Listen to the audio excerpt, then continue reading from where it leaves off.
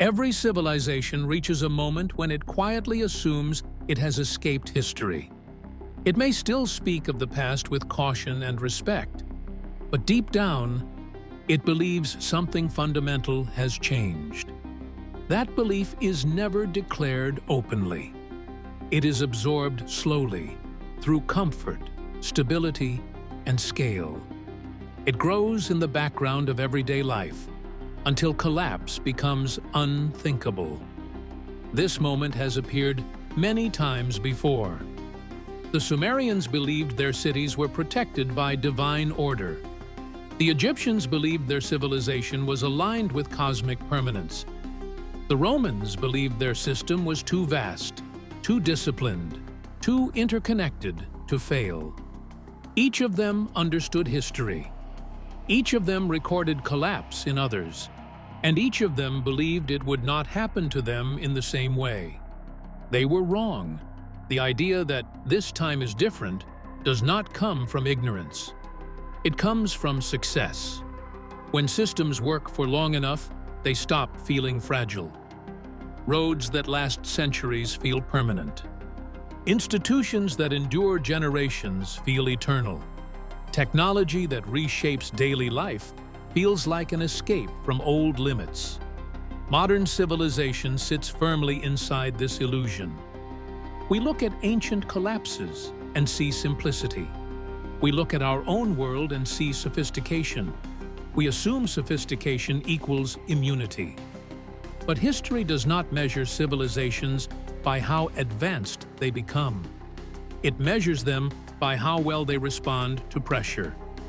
Collapse is not a punishment for being primitive. It is the consequence of imbalance. Every civilization that collapsed believed it was still improving. None of them collapsed at their moment of decline. They collapsed at their moment of peak confidence. Progress hides fragility because it masks dependency. The more advanced a civilization becomes, the more invisible its foundations grow. Electricity is assumed. Water systems are assumed. Food distribution is assumed. Information flows are assumed. When these systems function continuously, people stop noticing them altogether. But assumptions are not resilience. Ancient civilizations failed not because they lacked intelligence, but because their systems became too dependent on uninterrupted order. When that order fractured, through climate shifts, internal conflict, resource strain, or external pressure, the complexity that once created strength became a liability. Modern civilization has multiplied this complexity to an unprecedented degree. Global supply chains span continents. Energy systems depend on constant balance. Communication networks operate at near zero tolerance for interruption. Financial systems rely on confidence more than material value. Our world functions because millions of processes align perfectly every day. This is not strength. This is synchronization. Synchronization works beautifully until it doesn't. One of the most dangerous assumptions modern civilization makes is that collapse is sudden and dramatic. In reality, collapse is gradual and invisible until it accelerates. Ancient societies did not wake up one morning to ruins. They experienced rising stress, declining trust, growing inequality, and institutional paralysis long before structures fell. These signs are not ancient. They are universal.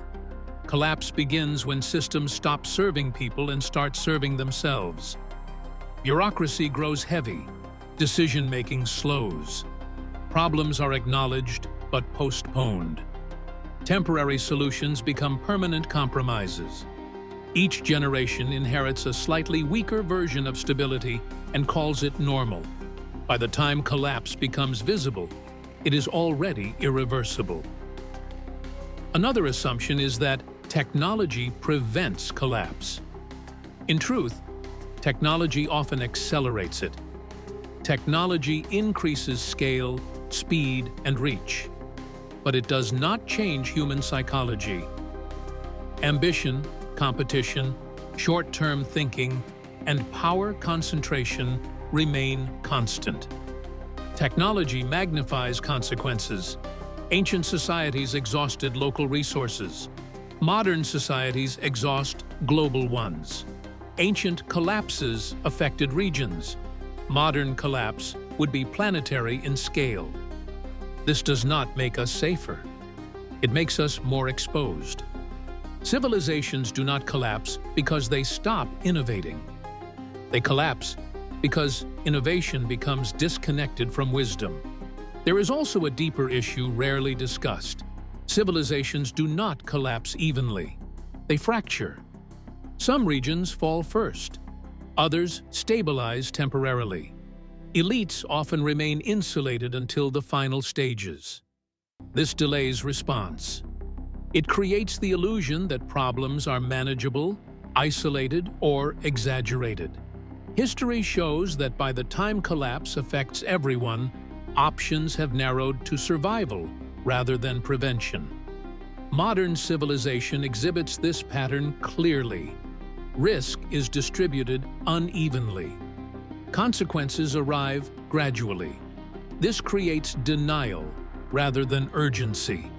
Another reason civilizations believe they are different is because they mistake continuity for control.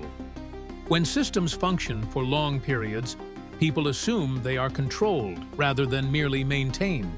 In reality, most large systems persist because conditions remain favorable, not because they are invulnerable. Ancient civilizations relied on stable climates. When those climates shifted, collapse followed. Modern civilization relies on stable planetary systems. The assumption that these systems will remain constant is not progress. It is repetition. There is also the myth of learning from history. While societies record history, they rarely internalize it. Lessons are abstracted, simplified, and moralized. Collapse becomes a story about corruption, invasion, or fate, rather than systemic imbalance. This allows new civilizations to believe they have avoided the real causes. History does not repeat because humans forget. It repeats because humans reinterpret. Each civilization rewrites the past to flatter the present.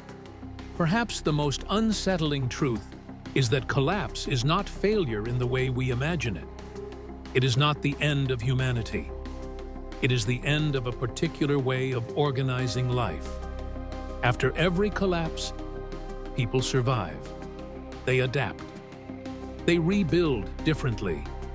From a long perspective, collapse is not abnormal. It is a phase.